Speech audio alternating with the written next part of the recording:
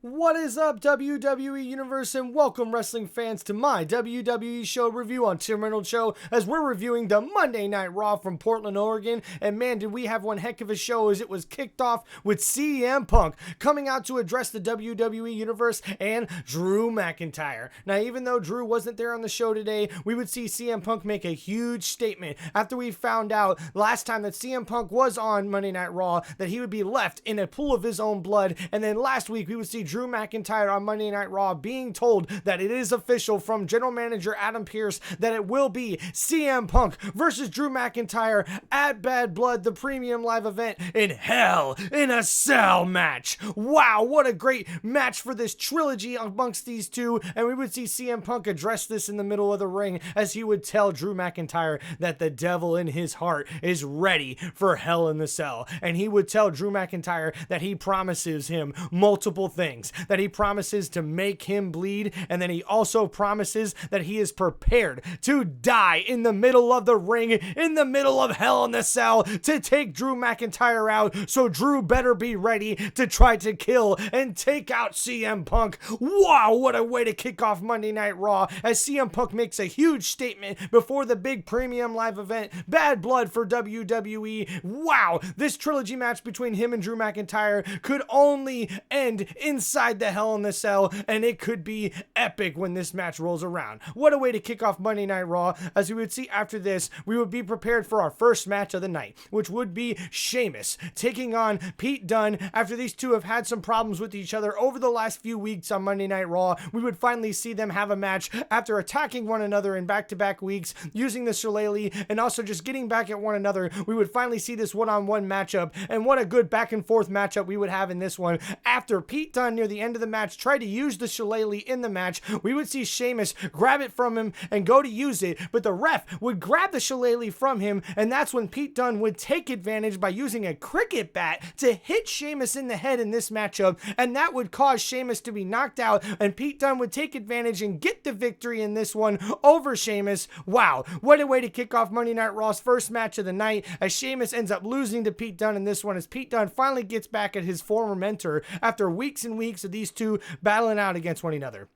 Then we would see next up on the show, guys, backstage, a lot more from the Terror Twins, Rhea Ripley and Damian Pierce, as they would be hanging out with Jey Uso, as Jey Uso would be coming up to tell Damian Pierce, hey, I got your back, so don't you worry, man. I know those Judgment Day guys are up to something. And Damian Pierce and Rhea Ripley would thank Jey Uso. But we would see shortly after that they would be joined by Xavier Woods of the New Day, as he would come out and say, hey, Damian, hey, Jay, hey, Rhea, I just wanted to remind you guys, I know you guys are messing around and have some problems with the Judgment Day, but we are taking them on for the World Tag Team titles tonight, and I just need you guys to make sure you stay out of me and Kofi's way, so we can make sure we prove to them out there that we deserve to be champions and win those tag team titles back. And of course, we would see Damian Priest go, all right, best believe that. And we would see Jey Uso go, yeet, which means he's cool with that. So that would be our backstage little meeting here to kick off Monday Night Raw. And then shortly after this, we would see also backstage The Miz talking to Braun Strowman. Now, this would be short and sweet, but it looks like The Miz would be coming trying to defend himself after what Braun Strowman said to him last week, or that he heard Braun Strowman say. And we would see Braun Strowman say, hey, Miz, listen, don't get things confused, man. I know you're one of the great superstars here in the WWE. I was just giving you those accolades, but also saying that, hey, it takes a monster to beat a monster. When they're talking about the big Bronson Reed, who has definitely took out Miz a couple of times over the past few months. And we would see The Miz go, hey, I know I'm a Grand Slam champion, but I appreciate you, man, but you're going to need a lot more than luck taking on Bronson Reed later on tonight, which Braun Strowman would say, thank you, man. Best of luck. Thank you. And we would see shortly after that, guys, our next match of the night, as we would see Natalya taking on Zoe Stark. This after last week when Natalya came back in her hometown of Montreal, Canada, and we would see her get the victory over the Pure Fusion Collective. But we see this rematch here happen this week where Natalya is taking on Zoe Stark, but we would see the same outcome once again, as Natalya was able to get the victory in this one over the Pure Fusion Collective member of that faction. What a match there between these two WWE Women's superstars. Then next up after this, we would see Finn Balor backstage confronting Rhea Ripley, and he would tell her that, hey, there is reasons why the Judgment Day broke up. When you and Damian Pierce decided to go solo and decided to make your own championship runs and also not help me become champion, Finn Balor that is, he would also say that it's Rhea and Damian Priest's fault why the Judgment Day broke up in the first place. It's because you guys wanted to be selfish when you said that we were a family. And we would see Rhea Ripley just clap back at Finn Balor going, we were a family, and I thought that we were going to stick by each other and help out each other, but that was just not the case. So you go ahead and live in your fantasy world where you think that we're the enemies here. We got no problems doing that if that means we can take you guys out. And then we would see Finn Balor say, hey man, the real reason why Dom went with Liv is because I told him to. Finn Balor admitting to Rhea Ripley that he was the one who pushed Dominic Mysterio to go to Liv, to go be with Liv, after Dominic was pushing back, trying to make sure he was loyal to Rhea. That would not be the case anymore after Finn Balor pushed him towards Liv Morgan. What a confession by Finn Balor, and of course this just pisses off Rhea Ripley. But then we would see Jey Uso come in and ask Finn Balor, hey, do we have a problem here? As he was sticking up for Rhea Ripley, Finn Balor would back off then, and we would see that Finn Balor would say to Jey before he leaves, hey, you got your own things to worry about with that Intercontinental Champion Braun Breaker that you're taking on next week for that Intercontinental Championship. And as Finn Balor would walk away, we would see Jey Uso talk to Rhea Ripley, where Rhea was like, hey, Finn Balor's right about one thing. You do need to focus on the Intercontinental Champion Braun Breaker. And then we would see Jey Uso after that put the shades on and get ready to go out and address the WWE Universe as everybody was just yeet, yeet, yeet, yeeting everywhere all over Portland, Oregon, as he would come out to address Braun Breaker and the WWE Universe and say that he is ready to win his first singles championship in his WWE career, and that he gets himself really ready and really hyped up for his match next week. But of course, it would not be long before we would see him interrupted by the Intercontinental Champion himself, Braun Breaker, as he would come out to the middle of the ring asking if there are any dogs in Portland, Oregon tonight. And of course, you would see the WWE Universe clap back before Braun would address Jey Uso and say, hey, listen, man, the only time you've ever been able to be a champion is when you've had help by your family. I have not had help by any of my family, any of my uncles, any of my family members associated with WWE. And hey, by the way, how long have you been here? 14 years? And you haven't won a singles title yet, huh? I've been here for 6 months, and I've already done more in that time than you've done in your whole career, boy. And we would see Jey Uso clap right back and tell Braun Breaker, hey, you just a boy here in the WWE. Because back when Jey Uso was getting his start and making a name for himself in the WWE, Braun Breaker was still in diapers, boy. Oh, and we would see the tension build right up in this as Braun Breaker would try to attack Jey Uso, but Uso would counter, and we would see him land a spear right on Braun Breaker. The first time Braun Breaker's ever been speared in his WWE career inside a ring on Monday Night Raw. Way to go, main event Jey Uso, as he makes a huge statement against the Intercontinental Champion in this particular time of the show. Wow, what a Monday Night Raw so far, guys. And next up after this, guys, we would see a World Tag Team Championship match, as finally the champions would have to defend their championship titles, as it is the Judgment Day, Finn Balor and JD McDonough, defending those titles against the New Day, Xavier Woods and Kofi Kingston. And after a really good match back and forth, we would see Xavier Woods really bringing it to the Judgment Day, looking to win back championship gold for the first time in quite a while. But at the end of this matchup, we would see the Judgment Day members, all the rest of them, of course, get involved with Carlito and Dominic Mysterio and Liv Morgan. And after that happened, the LWO would come out to actually have the backs of the New Day to try to help them out. And Kofi Kingston would jump off the top rope and take out everybody in this matchup. But at the same time, Xavier Woods was offensively taking it to JD McDonough, and he would get him rolled up, looking like he's gonna win the matchup, but there's no referee in the ring. After Kofi Kingston jumped off the top rope, the ref is distracted, and of course, when he finally comes back in the ring, that's after Xavier Woods has his hands in the air going, what's going on? Why weren't you counting? I should have been champion right now. And then, of course, we would see Finn Balor and JD McDonough take advantage of that particular distraction and be able to get the victory themselves as they defend their World Tag Team Championship titles. And the New Day, oh, they just lose another one here. And of course, Xavier Woods was so angry, so upset after this matchup, and Kofi Kingston could not believe what happened. What a tough break there for the New Day after this one. And then shortly after that, a creepy video from the Wyatt Six with a QR code. And oh man, guys, you gotta go see this to believe this. After we seen what the QR code came out with, I was able to check a little bit of it online, and it doesn't make a lot of sense to me, but man, it could mean that the Wyatt Six is trying to talk to whoever they're trying to talk to for the next setup that we may see them on the show. But we'll have to wait and check out next week to see what that video was all about. Make sure you check out WWE socials too to see it for yourself. It's pretty hard to explain. And then going next, guys, we would see backstage them trying to interview Kofi Kingston after them losing their championship opportunity earlier in the matchup. And Kofi would be like, I can't talk right now. I need to go find Xavier Woods.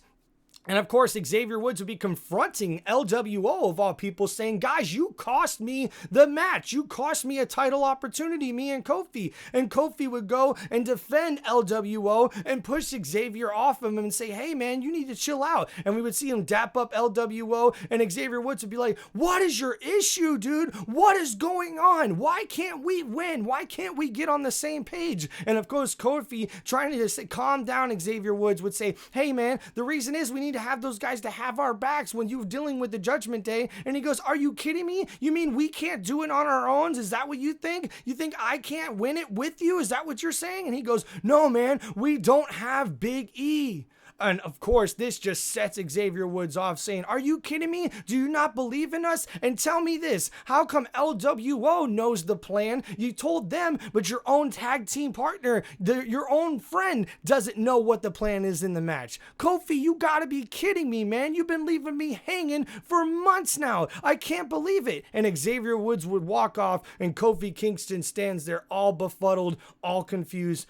Guys, I said this before, a couple of WWE show reviews before for Monday Night Raw. We could be seeing the start of the end of the New Day. What a frustrating ending and frustrating backstage moment there after that tough matchup there where they were losing the tag team title opportunity. And then next on the show, guys, we would see the big match of the big man there, Big Bronson Reed taking on the monster among men, Braun Strowman. And this match wouldn't even get started. They wouldn't even ring the bell because Bronson Reed would run to attack Braun Strowman, but boom, we would hit the turnbuckle and break the turnbuckle in the middle of the ring. This would be crazy, guys. I'm telling you.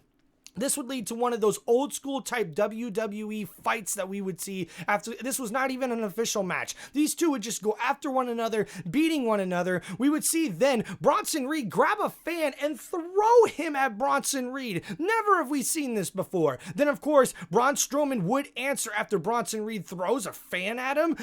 We would see Strowman run through Bronson Reed, through the announcer's table area, the announcer's wall, right next to the ring. Wow, just exploding the whole thing. We would see them try to get medical personnel, but they would not be done there as security tries to escort Bronson Reed out of the building. Braun Strowman would follow, and we would see this fight spoil over into the backstage area. And after they pissed off Bronson Reed and pissed off Braun Strowman, those two would keep punching each other until security would get in the way. And then after Strowman pushed his security away, he would lift and flip a golf cart, for crying out loud. And then out of nowhere comes Big Bronson Reed, just crossbody and tsunami and pretty much hitting Braun Strowman through two tables after he crossbodies him. And that wouldn't even be the end of it, folks, as we would see the monster among men just spear and slam Bronson Reed through a wall of all things, dude. And wow, this would pretty much be the climax of this particular fight, as this wasn't even an official match yet, but these two would just be left battered and bruised everywhere.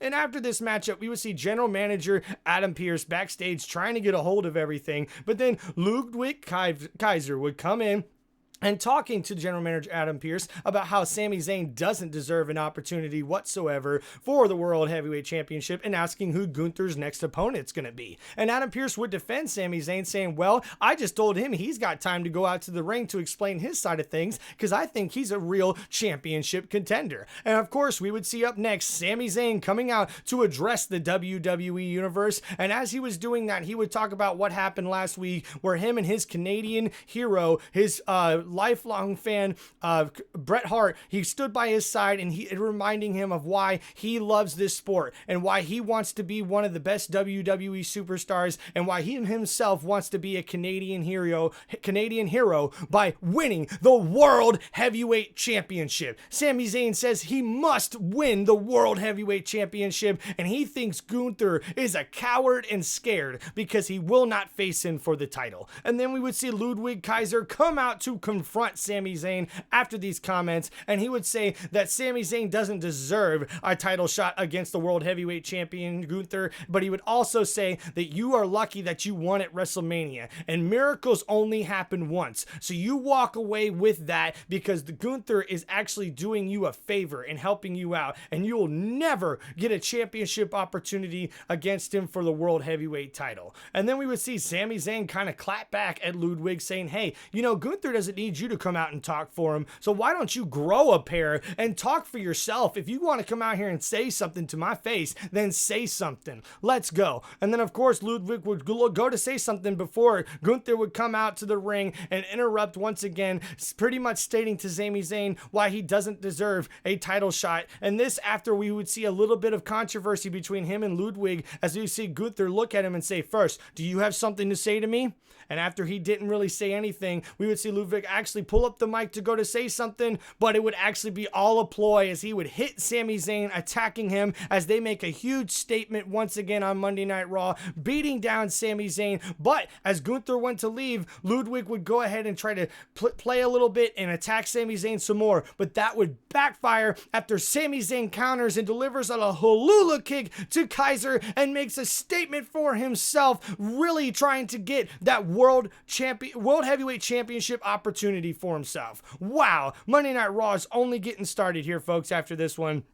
As we would see next up after this, backstage, Damian Priest with an interview with Liv Morgan would come up and actually try to call out Damian Priest as already being a has-been who had already won the championship before, walking around with your old glory. And then we would see Damian Priest go, you know, you're the only one in the Judgment Day who actually grew a pair. But you know what? You better hold on to them, because you are going to have them ripped and kicked down your throat by Rhea Ripley when she gets a hold of you. Man, what a statement made by Damian Priest to Liv Morgan in this one, man. And then next up on the night, we would see our next match, Io Sky taking on Bianca Belair, one half of the WWE Women's Tag Team Champions. And this match would really kind of steal the show of the night, especially after the big Bronson Reed and Braun Strowman match, as these two would really show a bunch of athleticism in the middle of the ring, going back and forth before Io Sky would able to get the upset victory over Bianca Belair. Wow, what a surprising match result here, as Io Sky gets the victory over Bianca Belair in this matchup. And then we would see next up after this, backstage we would see actually a little promo real quick of American Made that's kind of pumping them up, hopefully to see them coming up over the next few weeks on Monday Night Raw. And then next up after that, we would also see Ludwig Kaiser once again, as he was backstage being interviewed about what happened earlier, but he announced that he is going to teach Sami Zayn a lesson for what he did to him earlier, as general manager Adam Pearce has made it official, and he will take on Sami Zayn next week on Monday Night Raw to teach him a lesson. So that'll be a matchup to look forward to. And then next up after this, we would see backstage as Jey Uso was running into Ilya Dragunov, who was congratulating him on not only winning the Fatal 4-Way to become the #1 contender for the Intercontinental Championship, but also because he won the Intercontinental Championship tournament and has that opportunity coming up next week. Dragunov would want to wish him luck against Braun Breaker in that championship opportunity next week. And then of course Jey Uso would say, "Yeet, thank you, bro." And after he walks away, we would see see the Judgment Day show up. That's right, to confront Ilya Dragunov. And we would see Finn Balor reminding Dragunov, hey, you better watch who you talk to around here. We know you're new to the roster, but this is just a word of advice. Pick your friends wisely and watch what you say. And we would see Ilya Dragunov going, well, you see, I have respect for people like Rhea Ripley and Damian Pierce and Jey Uso. But as far as you and the rest of you around here, I got no respect for. And oh man, after it looked like we'd see some controversy and a fight happen, Finn Balor would go ahead and leave a warning to Ilya Dragunov as the Judgment Day would walk away. Wow, what a confrontation we've seen by Dragunov, who isn't afraid of these guys whatsoever. And then the next match of the night would be Dirty Dominic Mysterio and the Judgment Day coming to him in ringside, as we would see him take on Damian Pierce, who was accompanied by his Terror Twin, Rhea Ripley, to ringside. And this match would definitely be the main event match of the evening, folks, as we would see these two really go after one another inside the middle of the square circle. And even though Damian Pierce was able to overcome all the odds with Judgment Day trying to get involved left and right, we even seen Rhea Ripley, after Liv Morgan got involved again, spear Liv Morgan over the table, I should say. Rhea Ripley just coming in, laying her out of nowhere. And then after that, we would see Damian Pierce come in and super kick and knock out Carlito. Hits Finn Balor, of course, and takes him out. Also, when Dominic Mysterio tried to jump through the ropes, he takes him and throws him at Finn Balor. So Damian Pierce is overcoming all the odds. He ends up getting the win in this matchup over Dirty Dominic Mysterio. But of course, the Judgment Day would just attack afterwards and beat the heck not only out of Damian Pierce, but also beat up Rhea Ripley in this one. Man, this was really, really bad, guys. Rhea's already got an injured knee, and they were going after that as well. And then we would see Jey Uso come out, reminding Damian Pierce earlier in the night that he had his back, and he would come out to the middle of the ring to have the back of Rhea Ripley and Damian Pierce. But guess what? Out of nowhere comes Braun Breaker with a spear! Out of nowhere! Taking out Jey Uso and making a huge statement after Jey Uso landed a spear on the Intercontinental Champion just earlier in the night. Wow! As Jey Uso gets taken out, Finn Balor and the Judgment Day, JD McDonough, and Dirty Dominic Mysterio, and Liv Morgan, and Carlito, and JD McDonough, they all just beat the heck out of the Terror Twins in the middle of the ring, as we would see Finn Balor lay down not one, but two big coup de graces on top of Damian Pierce, as the Judgment Day makes a huge statement to end Monday Night Raw, as they take out the Terror Twins, and they send a message to Damian Pierce and Rhea Ripley, as they're ready for bad blood. Man, what a Monday Night Raw, guys. This has been your WWE show review from Tim Reynolds Show. Make sure you guys hit that like button, hit the subscribe button, and thank you guys for checking out WWE show review on Tim Reynolds Show, where you can get football content, wrestling content, NASCAR content, WWE content, and sports entertainment that you can only get right here on Tim Reynolds Show. Thank you guys so much. I appreciate all the support. Like I said, please make sure you guys hit the like button on this video. Make sure you subscribe to the channel for more stuff. Make sure you leave some comments. Let me know what you guys think of the show or what you thought of Monday Night Raw. We got a premium live event coming up in just a few weeks. I appreciate all the support and all the feedback from everybody. And hey, to anybody who made it to the end of this video, I just want to say thank you. You're one of the true fans, and I appreciate you so much. It doesn't get said enough how much you are appreciated in this world, and for someone like me on this channel, when someone like you takes the time to look and go all the way to the end of this video, I just want you to know, appreciate you, and I appreciate everybody who likes and subscribes to the Tim Reynolds Show and leaves some comments and helps support this sports entertainment channel. Thank you guys so much. This is my dream, and I can't believe we're doing it, baby. That's right. Thank you, WWE Universe. Make sure you guys check out more WWE show reviews coming from Tim Reynolds Show. Peace out, everybody. Hope you guys have a good night.